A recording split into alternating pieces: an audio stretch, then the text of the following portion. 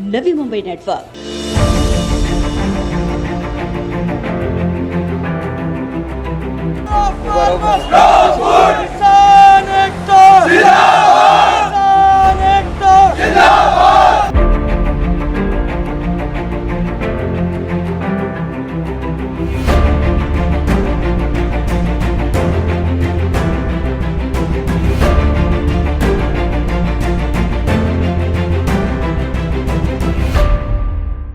केंद्र की मोदी सरकार द्वारा किसानों के लिए लाए गए कृषि कानून के 3 काले कानून का विरोध करते हुए देश भर के किसानों द्वारा बुलाए गए भारत बंद के आह्वान पर आज supreme council of Navi Mumbai gurdwara व ऑल नवी मुंबई गुरुद्वारा कमेटी व संत संगत द्वारा वाशी छत्रपति शिवाजी महाराज चौक में केंद्र की मोदी सरकार के खिलाफ जमकर प्रदर्शन किया गया। नवी मुंबई के तमाम गुरुद्वारे के असंख्य सिखों ने आज किसानों के बंद को समर्थन देते हुए मोदी सरकार के खिलाफ जमकर नारेबाजी करते हुए तमाम सिखों ने खुद को किसान का बेटा कहते हुए नवी मुंबई की जनता को एक संदेश देते हुए कहा कि नो फार्मर नो फूड। इस दौरान इस प्रदर्शन में महिलाओं ने भी बढ़ चढ़कर इस प्रदर्शन में भाग लिया। वहीं इस दौरान वाशी शिवाजी चौक पुलिस छावनी में तब्दील हो गया, मगर तमाम प्रदर्शनकारियों ने केंद्र की मोदी सरकार से मांग की कि किसानों के हित को ध्यान में रखते हुए 3 काले कानून को रद्द करें और किसानों को न्याय दें। मीडिया से बात करते हुए तेजेंद्र सिंह ने इस काले कानून की काली हकीकत से पर्दाफाश करते हुए उसे पूंजीपतियों के लिए लाया गया कानून करार दिया। ये जो बिल है ये उन लोगों के लिए फायदेमंद है जो कि बड़े किसान हैं, जिनका बहुत क्विंटल के हिसाब से जो है वो ट्रेड होता है। ये उन लोगों के लिए फ़ायदा है। क्या एक छोटा किसान वहाँ पर एपीएमसी में जब जाके अपना माल बेचेगा तो क्या वो एपीएमसी वाले उसके रेट को तोड़ेंगे? नहीं, क्योंकि किसान के लिए एक एक दिन अगर उसका वो सामान नहीं बिकता है तो उसका प्राइस गिरता है। और यहाँ पर ये सब मुसीबतों को देखते हुए किसान हमेशा ही नुकसान में रहेगा। तो ये जो लॉ बनाए गए हैं ये एक सेल्फ इंटरेस्ट के साथ बनाए गए हैं, जिसमें कि ये एमएसपी को जो है वो बताते हैं कि एमएसपी हम दे रहे हैं गवर्नमेंट। किसान क्या बोलता है? किसान बोलता है कि अगर आप हमें एम्पावरमेंट करना चाहते हैं तो ये जो दूसरा बिल बनाया है आपने, इसके साथ में आप एमएसपी को जोड़ दीजिए, एमएसपी को अलग मत रखिए। क्योंकि जहाँ पर एम्पावरमेंट की बात आती है तो वहाँ पर ये बोलते हैं कि एक किसान जो है वो केस कर सकता है सामने वाले पर।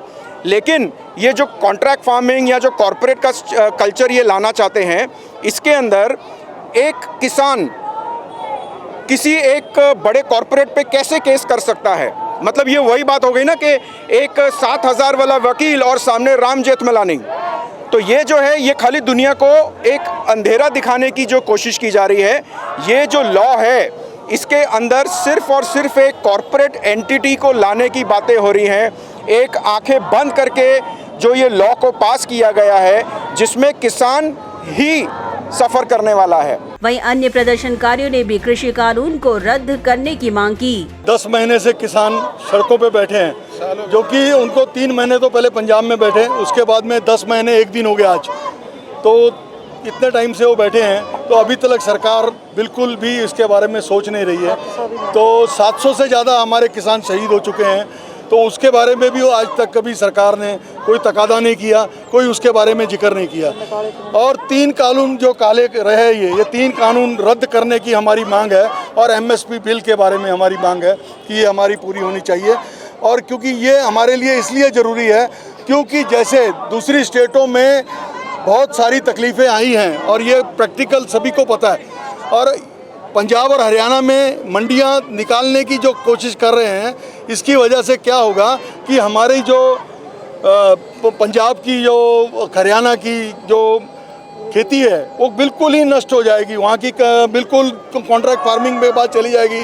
तो कॉन्ट्रैक्ट फार्मिंग जो है वो अपने हिसाब से, जैसे आज हम सिटी में रह रहे हैं, मुंबई सिटी में आज हमें जो आटा मिल रहा है वो हमें 40 रुपये 45 रुपये मिल रहा है। तो वही आटा हमें कम से कम 150, 125, 200 रुपये मिलेगा। तो आप सोचिए कि भाई ये हमारे लिए दुर्भाग्य की बात है। हमारे लिए सभी गुरुद्वारा की प्रबंध कमेटियां और संगत यहाँ पर किसानों के हक में प्रोटेस्ट करने के लिए खड़े हुए हैं। गवर्नमेंट को ये बताना चाहते हैं कि ये जो 3 लॉ है जो गलत बनाए गए हैं इनको कैंसिल किया जाए और उसके बाद किसानों के लीडरों के साथ बैठ के कोई और कानून अच्छे तरीके से बनाना है तो बना सकते हैं, लेकिन किसानों की सलाह के साथ। एग्रीकल्चर या फार्मिंग ये स्टेट का सब्जेक्ट है, इसके ऊपर सेंटर कानून बना ही नहीं सकता है और फिर भी बैकडोर से ला करके कानून कहीं और बनते हैं और उन कानूनों को पार्लियामेंट में ला करके बगैर किसी बातचीत के, बगैर किसी बहस के ये कानून पास किए जाते हैं। और ये सिर्फ किसानों के कानून की ही नहीं, मजदूरों के खिलाफ भी कानून बने हैं, इसमें लोगों के रोज़गार के खिलाफ भी कानून बने हैं। इन सब का प्रोटेस्ट हम लोग के इधर से है। और ये किसान जो कह रहे हैं, असल में ये आम लोगों का मुद्दा है। किसान के पास ज़मीन है, वो अपने खेती में खाना उगा के अपने खाने लायक फसल बचा लेगा। महंगाई पूरी दुनिया को होनी है। और मैं यहाँ आया हूँ किसानों का साथ देने, जहाँ जो किसानों के हमदर्द में लोग खड़े हैं। असल में ये किसानों के हमदर्द में लोग यहाँ नहीं खड़े, ये एक आम जनता के हमदर्द में लोग खड़े, गरीबों के हमदर्द में खड़े। आज कारोबार की लोगों की ये पोजीशन लोगों खाने के लिए नहीं है। तरीका ये होता है आप कोई भी कानून बनावे, जिसके लिए भी बनावे उससे कम से कम पूछ के बात करके कानून बनाया जाता है।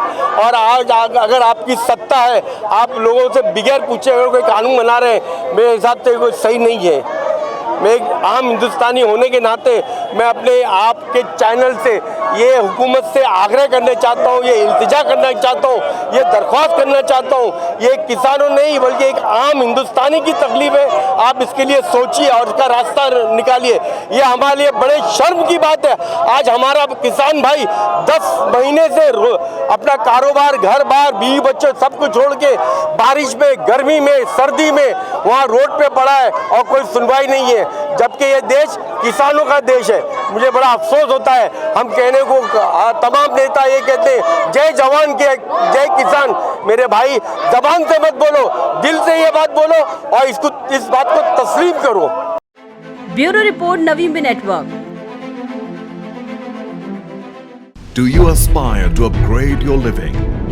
With Arihant Advika, Sector 9, Vashi. Upgrade to iconic residential tower